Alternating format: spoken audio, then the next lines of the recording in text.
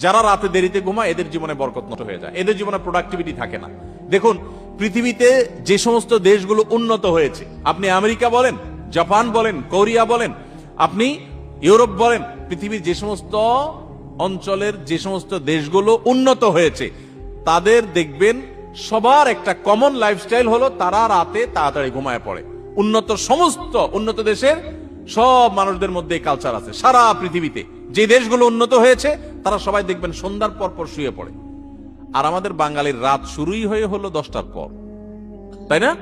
আমরা অফিস আদালত থেকে আইসা বাসায় রিমোট নিয়া জামা টামা খুলে ধুইয়া বৈশা, এরপরে আমরা এশার নামাজ যদি পড়ি নামাজি হই, আর বেনামাজি হলে তার কোনো কথাই নেই। আইসা আমরা সোফা বসে এবার আমরা রিমোট দিয়া একটা পর একটা চ্যানেল পাল্টাতে থাকি, এরপরে মোবাইলে ফেসবুকে হাতাইতে থাকি, খাওয়া দাওয়া করে শুধু আমাদের 12টা, 12:30, 1টা। এই যে দেরিতে ঘুমাই, আমাদের জীবনের প্রোডাক্টিভিটি নষ্ট হয়ে যায়, বরকত নষ্ট হয়ে যায়। যে তরুণ তার প্রোডাক্টিভিটি বাড়াতে চায়, সেজন্য রাতে তাড়াতাড়ি ঘুমায়। রাতে তাড়াতাড়ি ঘুমায়, যেগুলো রাতে করবেন ওইগুলো সকালে করবেন।